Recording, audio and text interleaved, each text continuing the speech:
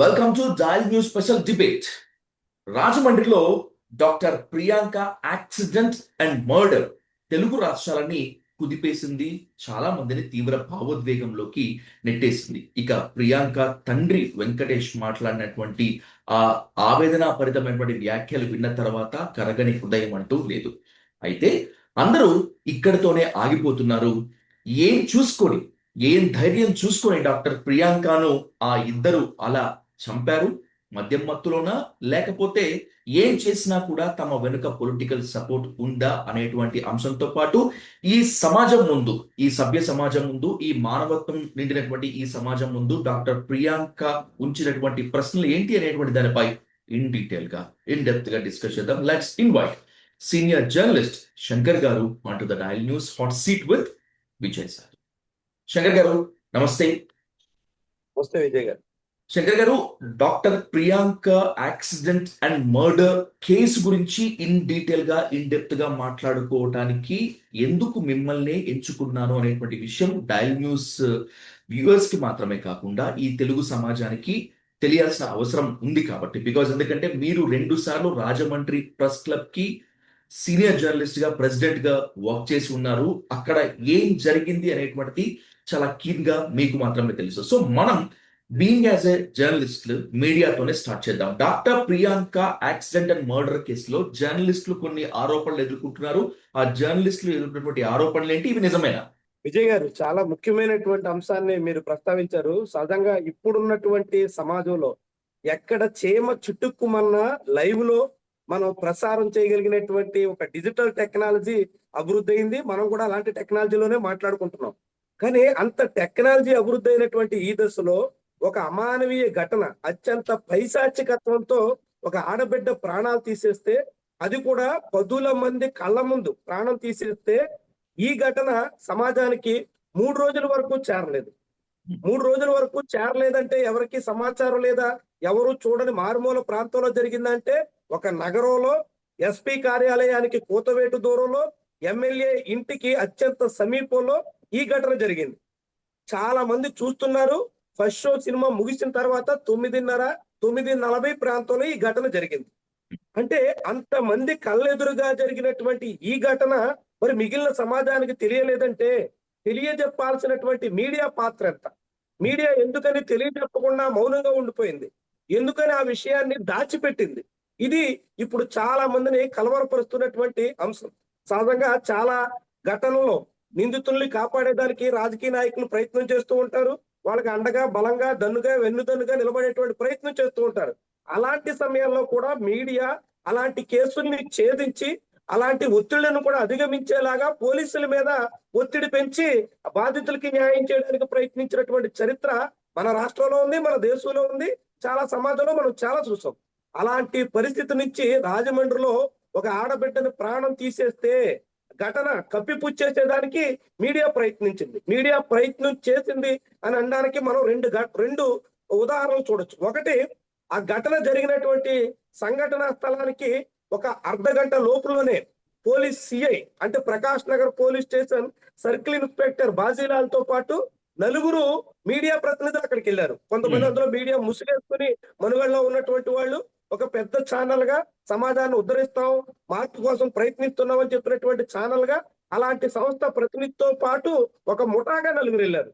ఈ 4 ఆ కేసు విషయాన్ని 3వ తారీఖు రాత్రి 9 గంటల ప్రాంతంలో జరిగినటువంటి ఘటనని 6వ తారీఖు మధ్యాహ్నం వరకు వార్త కూడా ఇవ్వకుండా మొత్తం మసి పూసి మారేడుకాయ చేయాలనేటువంటి ప్రయత్నం చేశారు. ఆ తర్వాత ఇది ఎలా బయటకు వచ్చింది మరి అని అంటే, డాక్టర్ల గ్రూప్ లో ఆ రాజమండ్రి నగరంలో ఉన్నటువంటి డాక్టర్లు తీవ్ర ఆవేదన చెందుతూ కోల్కతాలో ఆర్జీ కారులో మెడికల్ స్టూడెంట్ మీద అలాంటి దారుణం జరిగితే దేశం అంతా స్పందించింది. రాజమండ్రిలో ఒక మెడికల్ స్టూడెంట్ ని బ్రెయిన్ డెడ్ అయ్యేటువంటి లెవెల్ కి తీసుకెళ్తే ఈ ఘటన మీద రాజమండ్రిలో ఎవరు మాట్లాడటం లేదు. మీడియాకి విషయం తెలిసిన 3 రోజులుగా మౌనంగా ఉండిపోయింది. ఎందుకు ఇలాంటి పరిస్థితి వచ్చింది అని ఒక డాక్టర్ మెసేజ్ చేస్తే, వాట్సాప్ చేస్తే, ఆ గ్రూప్ లో వచ్చినటువంటి వాట్సాప్ వైరల్ కావడం ద్వారా అసలు ఏం జరిగింది అని మిగిలినటువంటి జర్నలిస్టులు రెస్పాండ్ అయ్యి అసలు ఏం జరిగిందనేది ఆరా తీస్తే డాక్టర్ ప్రియాంక ఉదంతం మొత్తం వెలుగులోకి వచ్చింది. పోనీ వెలుగులోకి వచ్చిన తర్వాత అయినా ఈ ఘటనకు సంబంధించినటువంటి కవరేజ్ సక్రమంగా సజావుగా ఎప్పుడు మీడియా మనం అంతా నిర్వహించేటువంటి పాత్ర పోషించిందా అంటే చివరికి ఆ నిందితులు ఎవరు అన్నది కూడా సమాజానికి చెప్పడానికి మరొక 3 రోజులు తీసుకుంది. 3వ తారీఖున ఘటన జరిగింది, 6వ తారీఖున వెలుగులోకి వచ్చింది, 9వ తారీఖున మాత్రమే నిందితుల ఫోటోలు వెలుగులోకి వచ్చాయి. అంటే ఎంత దుర్మార్గమైనటువంటి తీరును అక్కడ మీడియా వ్యవహరించింది, మీడియా పరిస్థితి ఎంత పూర్తిగా నోరు నొక్కేసేటువంటి నోట్ల కట్టలతో నోళ్లు నొక్కేస్తే దానికి సిద్ధమైపోయినటువంటి తీరునుంది. కాకపోతే That's ఎందుకని that's my that's my that's my straight question to Shankar గారు. అధికారులతో పోలీస్ డిపార్ట్మెంట్లతో జర్నలిస్టులు కుమ్మక్కయ్యారా, లేకపోతే అధికారం అండతో విర్రవీగుతున్నటువంటి వాళ్ళు అధికారులని జర్నలిస్టుని కొనేశారా, అమ్ముడుపోయారా? చాలా క్లియర్ అండి. ఇక్కడ అధికారం అదేవిధంగా ప్రతిపక్షం 2 పార్టీల్లో ఉన్నటువంటి కొందరు ముఖ్యమైనటువంటి నాయకులు ఈ నిందితులకి అండగా నిలబడ్డారు. దానికి కారణం రాజమండ్రిలో గంజాయి మాఫియా చాలా పెద్ద స్థాయిలో నడుస్తుంది. ఆ గంజాయి మాఫియా ఇరు పార్టీల కనుసన్నల్లో సాగుతుంది. ఆ ఇరు పార్టీల కనుసన్నల్లో సాగుతున్నటువంటి గంజాయి మాఫియాలో ఈ కుర్రాళ్ళు కూడా కీలకమైనటువంటి పాత్రదారులు అనే అనుమానం ఉంది. ఆ అనుమానంతోనే వాళ్ళని కాపాడడానికి రాజకీయ పార్టీల చాలా నేతలు పెద్ద రంగంలో దిగారు. చాలా పెద్ద బాంబు పేల్చారు మీరు శంకర్ గారు. ఎందుకంటే ఈగల్ టీం ను పెట్టాము, అసలు కొంతమంది పోలీస్ అధికారులు అయితే కంటికి కునుకు లేకుండా గంజాయిని పూర్తి స్థాయిలో అదుపు చేశారు, అదుపులోకి తీసుకొచ్చారు. ఇంకా ఎవరైనా గంజాయి రవాణా చేస్తే ఉక్కుపాదం మోపుతామని చెప్పి సీఎం చంద్రబాబు నాయుడు గారి దగ్గర నుంచి హోమ్ మినిస్టర్ వంగలపూడి అనిత గారి వరకు వరుస ప్రెస్ మీట్లు పెడుతుంటే మీరు మాత్రం రాజమండ్రిలో అధికార పార్టీ మాత్రమే కాకుండా ప్రతిపక్ష పార్టీ నేతలు కూడా గంజాయి బ్యాచ్ కు కొమ్ము కాస్తున్నారు అంటున్నారు. Is that right? చాలా క్లియర్ విజయ్ గారు. మీరు నేను చెప్పడమే కాదు, స్వయంగా ముఖ్యమంత్రి అంటున్నారు. వైఎస్ఆర్సీపీ రాష్ట్ర వ్యాప్తంగా నిరసనలు ర్యాలీలు చేస్తుంటే గంజాయి బ్యాచ్ రోడ్డుకి ఎక్కింది, గంజాయి బ్యాచ్ ధర్నాలు చేస్తుంది, గంజాయి బ్యాచ్ ర్యాలీలు చేస్తుంది అని ముఖ్యమంత్రి చెప్తున్నారు. అంటే అర్థం ఏంటి? ఆంధ్రప్రదేశ్ లో గంజాయి అందుబాటులో ఉందని, గంజాయి నడుస్తోందని. ఆ గంజాయిలో భాగంగా 2 కుర్రాళ్ళు గంజాయి సేవించి ఒక మహిళను చంపేస్తే ముఖ్యమంత్రి, మీరు చూడండి అన్ని పక్కన పెడదాం, సంతాప సందేశంలో ముఖ్యమంత్రి రాసినటువంటి కామెంట్, మొదటి కామెంట్, తీవ్ర నిర్లక్ష్యంతో ప్రియాంక ప్రాణం తీశారన్నారు. అది నిర్లక్ష్యం అన్నావా, పైశాచికమా, అరాచకమా, ఏమనాలి? ముఖ్యమంత్రి కామెంట్ కేవలం తీవ్ర నిర్లక్ష్యం అని సరిపెట్టినటువంటి తీరుని ఎలా చూడాలి? అంటే అంటే పడికట్టు పదాలు అలవాటైపోయి ఈ ముఖ్యమంత్రులు, మాజీ ముఖ్యమంత్రులు, ప్రతిపక్ష నేతలు అలా అన్నారు. యాజ్ యూ సెడ్ దట్ అది ఉన్మాదము, బలుపు, పైశాచికత్వము అన్ని కలిసినటువంటి సైకో సాడిజము. క్లియర్, అందులో అనుమానమే లేదు. మీకు ఇంకా రాజమండ్రి ఎమ్మెల్యే పెట్టినటువంటి సంతాప సందేశంలో అయితే అకాల మరణం చెందిన ప్రియాంకకు నివాళులు అన్నారు. అది అకాల మరణం అన్నావా? అత్యంత దుర్మార్గంగా మీరు చెప్పినట్టు బలుపుతో కూడినటువంటి పైశాచికత్వం, ఉన్మాదం, ఇంకా అంతకమించినటువంటి పదాలే ఉన్నట్టు దాంతో పోల్చాలా? అంటే దీని వెనక ఇదంతా ఉన్నప్పుడు ఇందులో మీడియా భాగమైపోయింది. ఇంత దారుణం జరిగినప్పుడు మీడియా చేతులు కలిపింది. దీనికి దాదాపుగా 70 లక్షల రూపాయల వరకు రాజమండ్రిలో మీడియాకి చెల్లించుంటారు అని ఒక ప్రచారం సాగుతోంది. ఇందులో వాస్తవాలు అవాస్తవాలు రాజమండ్రి ప్రెస్ క్లబ్ తేల్చాలా? అలాంటి పరిస్థితికి ప్రెస్ క్లబ్ అయినా వస్తుందో లేదో మనకు కూడా అనుమానం. ఎందుకంటే అనేక మంది ఇందులో ముఖ్యమైనటువంటి, ఎందుకంటే మీకు నాకు తెలుసు, మీడియాలో సహజంగా పత్రికల్లో పనిచేస్తున్నటువంటి వాళ్ళు రాత్రిపూట 11-12 గంటలకి డ్యూటీ ముగించి వెళ్చినప్పుడు ప్రతి పోలీస్ స్టేషన్ కి ఫోన్ చేసి జనరల్ డైరీలో ఏమున్నాయి, ఎఫ్ఐఆర్లు ఏమొచ్చాయి అనేది తెలుసుకునే ప్రయత్నం చేస్తారు. అంటే ఆ రోజు ఏమేం జరిగింది, క్రైమ్ అన్నది ఖచ్చితంగా తెలుసుకోవాల్సినటువంటి అక్కడ ఉన్న విలేకరులంతా ఎందుకని 3వ తారీఖునే ఎఫ్ఐఆర్ ఫైల్ అయ్యింది అని ప్రభుత్వం చెప్తుంటే, పోలీసులు చెప్తుంటే 3వ తారీఖు తెలుసుకోలేదు, 4వ తారీఖు తెలుసుకోలేదు, 5వ తారీఖు తెలుసుకోలేదు, 6వ తారీఖు తెలుసుకుని 7వ తారీఖు పత్రికల్లో వార్త ఎందుకు రాశారు? అంటే ఇందులో ఎంత నిర్లక్ష్యం మీడియా వహించిందో, ఎంతగా మొత్తం అన్ని మూసుకుని కూర్చుందో మనకి ఇట్టే అర్థమవుతోంది. ఇక్కడ అధికార పార్టీ నేతలు మాత్రమే కాకుండా ప్రతిపక్ష నేతలు కూడా వీళ్ళంతా కుమ్మక్కయ్యారు అనేటువంటిది మీ స్ట్రైట్ ఆరోపణ కదా శంకర్ గారు. వీళ్ళందరూ కలిసి జర్నలిస్టులను మేనేజ్ చేశారా? అసలు ఈ కేసులో అంటే ప్రియాంకకి న్యాయం జరగకుండా అడ్డుకున్నటువంటి ఆ అధికార పార్టీ నేతలు ఎవరు, ప్రతిపక్ష నేతలు ఎవరు? Can we name them? Vijay garu, ఇక్కడ నాకు ఒక అనుమానం ఏంటంటే, బలంగా మీరు నేను సమాజం మొత్తం ఇప్పటి వరకు చూసింది కేవలం 4-5 సెకండ్ల క్లిప్ మాత్రమే. ఆ ప్రసాద్ ఆదిత్య మాల్ రాజమండ్రిలో ఎగ్జిట్ గేట్ దగ్గర ఆ బైక్ వెళ్తుంటుంది, వెనకలో కారు 2-3 సార్లు వెనక్కి వచ్చి గుద్దే ప్రయత్నం చేసింది. ఇది మాత్రమే మనం చూసాం. ఇంతకు మించి మనకి ఏ క్లిప్స్ బయటకు రాలా. ఎందుకని ప్రసాద్ ఆదిత్య మాల్లో ఆ ప్రియాంక, చనిపోయినటువంటి ప్రియాంక, ఆమె మిత్రుడు ఉమేష్ ఇద్దరు కలిసి ఆ మాల్లోకి వచ్చినప్పటి నుంచి బయటికి వెళ్ళినంత వరకు ఎందుకని సీసీ ఫుటేజ్ బయట పెట్టడం లేదు. అంతేకాదు ఆ నిందితులు ఇద్దరు, ఆ దశ్యంత్, ఆ జోసెఫ్, వాళ్ళిద్దరికి సంబంధించి మాల్లోకి అడుగు పెట్టినప్పటి నుంచి బయటకు పోయేటంత వరకు ఏమేం చేశారు, ఎంతసేపు ఉన్నారు, ఎక్కడున్నారు, ఎవరెవరితో ఎలాంటి తగాదా పడ్డారు, ఈ మొత్తం ఫుటేజ్ బయట పెట్టకుండా ఎందుకు దాస్తున్నారు? ఇదొక పెద్ద అనుమానం. అయితే దానికన్నా మించినటువంటి అసలైన అనుమానం ఏంటంటే, ఘటన జరిగింది ప్రసాద్ ఆదిత్య మాల్ దగ్గర. ఆ మాల్ సెక్యూరిటీ కళ్ళెదురుగా ఘటన జరిగింది. చాలా తీవ్రమైనటువంటి పరిస్థితి వస్తే ప్రసాద్ ఆదిత్య మాల్ కాకుండా, మాల్ యాజమాన్యం కాకుండా ఆ ప్రియాంకను తరలించినటువంటి ఆ స్వతంత్ర హాస్పిటల్, అక్కడ హాస్పిటల్లో చేర్చిన తర్వాత ట్రీట్మెంట్ ఇస్తూ ఎమ్మెల్సీ కేసు కాబట్టి అక్కడి నుంచి పోలీసులకు సమాచారం అందితే అప్పుడు మాత్రమే ఎఫ్ఐఆర్ నమోదు చేశాం అని తూర్పు గోదావరి జిల్లా ఎస్పీ మీడియా ముందు చెప్పారు. అంటే అర్థం ఏంటి? ప్రసాద్ ఆదిత్య వాళ్ళ పాత్ర ఏంటి? వాళ్ళు ఎందుకని వాళ్ళ దగ్గర ఉన్నటువంటి సీసీ ఫుటేజ్ మొత్తాన్ని దాచిపెట్టారు? ఎందుకని వాళ్ళు ఫిర్యాదు చేయలేదు? వాళ్ళు ఫిర్యాదు చేయకపోతే ఆ రోజు రాత్రి అక్కడికి సిఐ, కొంతమంది పోలీసులు, కొంతమంది మీడియా ప్రతినిధులు ఎందుకు వెళ్ళారు? వెళ్ళినటువంటి వాళ్ళంతా ఏం చేశారు? ఏం చేసి మరి ఇప్పటి వరకు ఈ విషయాన్ని దాచిపెట్టారు? ఇది అత్యంత అనుమానాస్పదంగా సాగుతున్నటువంటి వ్యవహారం. మీరు అడిగిన రెండో ప్రశ్న ఏంటంటే, ఇందులో రాజకీయ నాయకులు ఎవరు? చాలా క్లియర్ గా మనం చెప్పొచ్చు. రాజమండ్రిలో మాజీ డిప్యూటీ మేయర్ కొడుకు మొత్తం ఈ ఉదంతంలో కీలక పాత్రధారి అనేటువంటి అభిప్రాయం అయితే అందరిలో ఉంది. ఆయన మిత్రులుగా ఈ నిందితులిద్దరూ ఉన్నారు. ఆయనతో పాటుగా ఒక మాజీ ఎమ్మెల్యే, వైఎస్ఆర్సీపీకి సంబంధించినటువంటి మాజీ ఎమ్మెల్యే బ్రదర్, ఇలాంటి వ్యవహారాల్లో చాలా చురుగ్గా ఉండేటువంటి ఆ యువ నాయకుడి పాత్ర కూడా ఇందులో ఉన్నట్టుగా చాలా మంది చెప్తున్నారు. చాలా క్లియర్ గా కనిపిస్తుంది. ఎందుకంటే ఆ నిందితులుగా ఉన్నటువంటి వాళ్ళు ఇద్దరు చెరో క్యాంప్ కి చెందినటువంటి వాళ్ళు కాబట్టి వాళ్ళిద్దరూ చెరో వైపు కలిసి ఈ మొత్తం ఎపిసోడ్ నడిపినట్టుగా మనం క్లియర్ గా చెప్పొచ్చు విజయ్ గారు.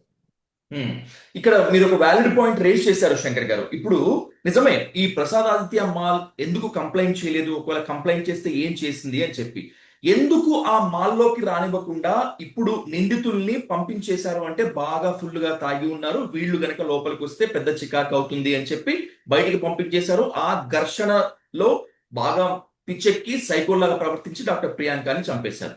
మరి మీరు అన్నట్లు నిజమే కదా, ఆ ప్రసాద్ ఆదిత్య మాల్ ఎందుకు సీసీ ఫుటేజ్ రిలీజ్ చేయరు, ఎందుకు ముందుకు రావట్లేదు? అందుకే మీరు నేను భావిస్తున్నట్టుగా వాళ్ళు మాల్లోకి వెళ్ళడానికి ప్రయత్నం చేస్తే అడ్డుకున్నారు, అక్కడే ఘర్షణ అయింది. దీన్ని నేను నమ్మట్లేదు విజయ్ గారు. ఎందుకనంటే వాళ్ళు నిజంగానే మందు సేవించి హాల్లోకి వెళ్ళి రభస చేసే ప్రయత్నం చేస్తే వాళ్ళు కారు డ్రైవ్ చేసుకెళ్తున్నారు, అంటే డ్రంక్ అండ్ డ్రైవ్ చేస్తున్నారు. డ్రంక్ అండ్ డ్రైవ్ చేస్తే ఆ మాల్ బాధ్యతగా పోలీసులు కంప్లైంట్ చేయాలి, వాళ్ళని అడ్డుకోవాలి. ఆ పని అక్కడ సెక్యూరిటీ చెయ్యాలి. ఆ పని చేయలేదంటే వాళ్ళు చట్ట విరుద్ధంగా వ్యవహరించినట్టు. చట్ట విరుద్ధంగా వ్యవహరించారు కాబట్టి మొత్తం ఎపిసోడ్ అంతా కప్పిపుచ్చే ప్రయత్నం చేస్తున్నారు. వాళ్ళు ఫిర్యాదు చేయలేదు, కనీసం వాళ్ళని అడ్డుకోలేదు. కొన్ని వాళ్ళు పోయిన తర్వాత అయినా బాధ్యతగా పోలీస్ స్టేషన్ ముందు వాళ్ళకి సంబంధించినటువంటి ఫిర్యాదు రిజిస్టర్ చేశారంటే అది లేదు. మొత్తంగా ప్రసాద్ ఆదిత్య మాల్ అన్నటువంటి వాళ్ళు అత్యంత నిర్లక్ష్యపూరితంగా వ్యవహరించినట్టు కనిపిస్తుంది. అదే సమయంలో ఇక్కడ పోలీసుల పాత్ర కూడా చాలా విడ్డూరం. ఏంటంటే ఫస్ట్ ఈ ఘటన 6వ తారీఖు బయటకు వచ్చిన తర్వాత లేదు మేము 3వ తారీఖునే ఎఫ్ఐఆర్ రిజిస్టర్ చేస్తాం, 3వ తారీఖునే నిందితుల్ని అరెస్ట్ చేసే ప్రయత్నం చేస్తాం అని చెప్పి నిందితులిద్దరిని రిమాండ్కి తరలించినట్టుగా చెప్పి ఆ రోజు పెట్టినటువంటి కేసు ఏంటంటే హిట్ అండ్ రన్. చాలా చిన్న యాక్సిడెంట్ అని Rajahmundry central zone DSP media సమావేశం పెట్టి వెల్లడించారు. మనకి ఎవరికైనా సరే ఆ సీసీ ఫుటేజ్ చూసిన తర్వాత అది యాక్సిడెంట్ కాదని, అత్యంత ఉన్మాదపూరితంగా ఉద్దేశపూర్వకంగా చంపినటువంటి ఘటనని చాలా క్లియర్ గా కనిపిస్తుంది. ఇట్టంటే అందరికీ తెలుసు, ఒకసారి గుద్దుతారు, దూసుకుపోతారు, ఎటో పోతారు, ఎక్కడైనా పోవచ్చు. కానీ ఇది అట్లా కాకుండా రివర్స్ గేర్ వేశారు, మళ్ళీ గుద్దారు, మళ్ళీ రివర్స్ వేశారు, మళ్ళీ గుద్దారు, 3వసారి గుద్ది బాడీ మీద నుంచే కారు టైర్ ఎక్కించి పోయారు. అంటే దాన్ని ఒక డిఎస్పీ దాన్ని హిట్ అండ్ రన్, చిన్న యాక్సిడెంట్ అనేటువంటి 2 పదాలు చాలా క్లియర్ గా మాట్లాడటం అంటే ఎంత బాధ్యత రాయిచ్చో, ఎంత నిర్లక్ష్యపూరితో, ఎంత కండకావరం అనుకోవాలి మనం. ఈ తీరున పోలీస్ యంత్రాంగం ఉంటే దాన్ని ప్రశ్నించాల్సినటువంటి మీడియా ఎంత విడ్డూరం. పోలీసులు చూడండి, మొదటేమో హిట్ అండ్ రన్ కేసు పెట్టారు, ఆ తర్వాత దాన్ని మార్చి అది మరి ఎఫ్ఐఆర్ ను మళ్ళీ ఆర్డర్ చేసి 308 సెక్షన్ కింద కేసు పెట్టారు. ఇప్పుడు మళ్ళీ సెక్షన్ లో ఏం చేశారంటే 304 సబ్సెక్షన్ 2 కింద కేసు పెట్టారు. అంటే సబ్సెక్షన్ 2 అంటే మళ్ళీ వాళ్ళు ఉద్దేశపూర్వకంగా మర్డర్ చేసినట్టు కాదు అని పోలీసులు ఇప్పటికీ చెప్తున్నారు. అందుకే ముఖ్యమంత్రి మాటని మనం కోట్ చేయాల్సి వచ్చింది. తీవ్ర నిర్లక్ష్యమైన ఆయన మాట్లాడుతున్నారు. ఎమ్మెల్యే ఏమో అకాల మరణం అని అంటున్నారు. ఎఫ్ఐఆర్ లో వాళ్ళు ప్రస్తావించినటువంటి 304 సెక్షన్ లో ఉన్నటువంటి సబ్సెక్షన్ 2 చాలా క్లియర్ గా నిందితుల్ని కాపాడే ప్రయత్నం చేస్తే దిశలో ఈ పరిస్థితులు ఉన్నట్టుగా కనిపిస్తుంది. అంటే అత్యంత దుర్మార్గమైనటువంటి ఘటన జరిగిన తర్వాత కప్పిపుచ్చడానికి ప్రయత్నం చేశారు. బయటకు వచ్చిన తర్వాత నిందితుల మీద కఠిన చర్యలు తీసుకోకుండా కాపాడే ప్రయత్నం చేశారు. ఇప్పుడు నిందితులు ఎవరో తేలి అరెస్ట్ అయిన తర్వాత కేసుని నీరుగార్చే దిశలో ఉన్నారా అని మళ్ళాంటి వాళ్ళంతా అనుమానించే పరిస్థితిలో ఈ సెక్షన్లు ఈ పోలీసుల తీరు కనిపిస్తోంది. డాక్టర్ ప్రియాంక మృతి కేసులో అధికార పార్టీ నుంచి ప్రతిపక్షం వరకు ఎవరూ న్యాయం చేయలేదు. కేవలం రాజకీయం చేసేందుకు మాత్రమే ప్రయత్నించారు. స్పందించాల్సిన టైంలో అధికార పార్టీ నేతలు మాత్రమే కాకుండా ప్రతిపక్ష నేతలు కూడా స్పందించలేదు. ఇదేం అన్యాయం, మీకు బిడ్డలు లేరా అని డాక్టర్ ప్రియాంక డెత్ కి కొన్ని క్షణాల ముందు వాళ్ళ ఫాదర్ అడిగినటువంటి ప్రశ్నలు. శంకర్ గారు, మీరు చెప్పండి. Being as a senior journalist గా, అక్కడ గ్రౌండ్ రిపోర్ట్ బాగా తెలిసినటువంటి వ్యక్తిగా, అధికార ప్రతిపక్ష పార్టీలు గేమ్ ఆడాయా? డాక్టర్ ప్రియాంక మృతిని ఇప్పటికీ కూడా రాజకీయం చేసేందుకు మాత్రమే ప్రయత్నిస్తున్నాయా? వాస్తవానికి ఘటనలో అధికార పార్టీ నిర్లక్ష్యం చాలా క్లియర్ గా కనిపిస్తుందండి. తెలుగుదేశం పార్టీ ముఖ్యమంత్రి నుంచి ఉప ముఖ్యమంత్రి వరకు అంత విచిత్రం ఏంటంటే, ఇంత దారుణమైనటువంటి ఘటన ఒక మహిళ మీద జరిగితే హోంమంత్రి ఒక పేపర్ స్టేట్మెంట్ కూడా ఇవ్వలేదండి, స్పందించలేదండి. అంటే ఎంత నిర్లక్ష్యం ఉన్నట్టు. ముఖ్యమంత్రి 7వ తారీఖుని, అంటే 6వ తారీఖు ఘటన బయటకు వస్తే 7వ తారీఖున ఒక ప్రకటన చేసి చేతులు దులుపుకున్నారు. కనీసం కూడా ఆ బాధితురాలకి మెరుగైనటువంటి వైద్యం అందిస్తాం, ప్రాణాలు కాపాడే ప్రయత్నం చేస్తాం అనే ప్రయత్నం కూడా చేయలా. మీకు ఘటన 3వ తారీఖున జరిగితే 7వ తారీఖు వరకు రాజమండ్రిలోని ఒక చిన్న హాస్పిటల్ స్వతంత్ర, అంటే ఒక మెడికల్ కాలేజ్ వాళ్ళ పాత పూర్వపు ఆసుపత్రిలో ఉంచి మాత్రమే ఆమెకు చికిత్స చేశారు. నిజానికి ప్రమాదం జరిగినట్టు వెంటనే మెరుగైనటువంటి వైద్యం కోసం అదే కిమ్స్ ఆసుపత్రికి హైదరాబాద్ కి మొదటి రోజే తరలించుంటే ఆమెను అంతో ఎంతో రక్షించుకునే అవకాశాలు ఎక్కువగా ఉండేవి. ఉప ముఖ్యమంత్రికి బుధవారం వస్తే ముంబై పోవట్లా, ముఖ్యమంత్రికి జలుబు వచ్చినా, ఆయన కుటుంబాలకి వాళ్ళకి ఎవరికీ ఏ సమస్య వచ్చినా హైదరాబాద్ లో ట్రీట్మెంట్ పొందట్లా. మరి ఒక ఆడబిడ్డ ప్రాణాపాయ స్థితిలో ఉంటే కాపాడేటువంటి ప్రయత్నంలో బాధ్యతాయుతంగా మెరుగైన వైద్యం కోసం కనీసం సమాచారం తెలియనంత వరకు మౌనంగా ఉన్నారు. దాచిపెట్టారో ఏం చేశారో కానీ తెలిసి బయటకు వచ్చిన తర్వాత కూడా ఒక పేపర్ స్టేట్మెంట్ మాత్రమే ఇచ్చి ప్రభుత్వ పెద్దలు సరిపెట్టుకోవడం, ముఖ్యమంత్రి కానీ ఉప ముఖ్యమంత్రి కానీ అత్యంత అమానవీయంగా వ్యవహరించడం. ఏమనాలా, ఆ తండ్రి అంత కన్నీరు మున్నీరై రోడ్డును పడి మీకు ఆడబిడ్డలు లేరా, మీకు అసలు మానవత్వమే లేదా అని ప్రశ్నించడంలో తప్పే ఉందంటారు. ఎంత ఎంత కలత చెందితే, ఎంత కన్నీరు పెట్టుకుంటే ఆ తీరున మాట్లాడాల్సి వస్తుందంటారు. అంటే అలా వాళ్ళంతా చేస్తే కనీసం విపక్షమైనా సరే ఈ విషయాన్ని వెలుగెత్తి చాటి నలుగురిలో తీసుకెళ్లి సమాజాన్ని ముందుకు నడిపించి ఈ ఘటన మీద ప్రభుత్వం మీద ఒత్తిడి పెంచాల్సినటువంటి దశలో కేవలం పేపర్ ప్రకటనలు కాకుంటే సోషల్ మీడియాలో 2 పోస్టులు అన్నట్టుగా మిగిలిపోయింది. జగన్మోహన్ రెడ్డి లాంటి వాళ్ళు అయితే చనిపోయేటంత వరకు ఒక ప్రకటన కూడా ఇవ్వాల, చనిపోయినప్పుడు సంతాప ప్రకటన ఇచ్చి ఆయన కూడా చేతులు దులుపుకున్నారు. ఇలా వైఎస్ఆర్సీపీ విపక్షంగా చేయాల్సినటువంటి ప్రయత్నం చేయలేదు. ప్రభుత్వం అయితే అత్యంత అమానవీయంగా, దుర్మార్గంగా, దారుణంగా ఒక ఆడబిడ్డ ప్రాణాలు గుద్దినటువంటి వాళ్ళు ఎంత కారం చేశారో కాపాడే ప్రయత్నం చేయకుండా అత్యంత నిర్లక్ష్యపూరితమైనటువంటి వాతావరణాన్ని, అలాంటి పరిస్థితిని చంద్రబాబు సర్కారు వ్యవహరించింది. శంకర్ గారు, ఈ ఉన్మాదం నిండినటువంటి ఈ చరిత్ర పేజీల పైన ఎప్పటికీ కూడా తడియారని కన్నీటి చుక్క డాక్టర్ ప్రియాంక అని నేనంటాను. మరి మీరు చెప్పాల్సింది ఇక్కడ చాలా ఉంది. ఈ సభ్య సమాజం ముందు, అమానవీయంగా ఉండేటువంటి ఈ సమాజం ముందు డాక్టర్ ప్రియాంక వదిలినటువంటి ప్రశ్నాస్త్రాలు ఏమైనా ఉన్నాయా? ఉంటే ఏంటవి? ఖచ్చితంగా చాలా ప్రశ్నలు ఉన్నాయండి. మొత్తం సమాజమే అత్యంత అచేతనంగా, బాధ్యతారాహిత్యంగా ఉన్నట్టుగా మన కళ్ళ కట్టినట్టుగా మీరు ఉదాహరణకు మీరు చూడండి. ప్రమాదం జరిగినప్పుడు ఆ ఘటనని ప్రత్యక్షంగా చూసినటువంటి వాళ్ళు 10 మంది ఉన్నారు. ఆ మాల్ సెక్యూరిటీ దగ్గర నుంచి, మాల్ నుంచి బయటకు వస్తూ నడుస్తూ ఒక ఫ్యామిలీ ఆడబిడ్డను తీసుకుని ఒక తల్లి నడుస్తుంది. ఇలా చాలా మంది ఉన్నారు. వాళ్ళు ఎవ్వరూ స్పందించలేదు, కనీసం ఆ విషయాన్ని బయటకు తీసుకురాలేదు.